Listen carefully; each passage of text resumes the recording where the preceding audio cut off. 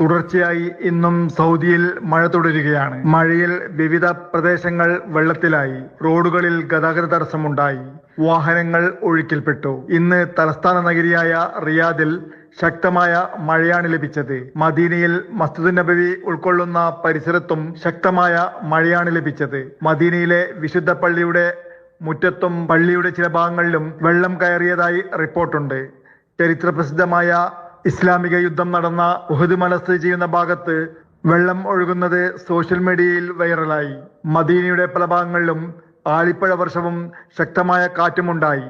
കഴിഞ്ഞ 24 മണിക്കൂറിനുള്ളിൽ മദീന മേഖലയിലെ അൽ ഔസ്ദാം നിരീക്ഷണ കേന്ദ്രത്തിൽ 62.4 മീറ്ററാണ് ജലനിരപ്പ് ഉയർന്നത്. ഇന്ന് രാവിലെയാണ് തലസ്ഥാന നഗരിയായ റിയാദിലെ വിവിധ സ്ഥലങ്ങളിൽ സാമാന്യം ശക്തമായ മഴ ലഭിച്ചത്. അടുത്ത തിങ്കളാഴ്ച വരെ മഴ തുടരുമെന്ന് സൗദി കാലാവസ്ഥാ വിഭാഗം ഇന്ന് വീണ്ടും മുന്നറിയിപ്പ് നൽകിയിട്ടുണ്ട്. സുരക്ഷാ നിർദ്ദേശങ്ങൾ പാലിക്കണമെന്ന് Saudi general directorate of civil defence അറിയിച്ചിട്ടുണ്ട്.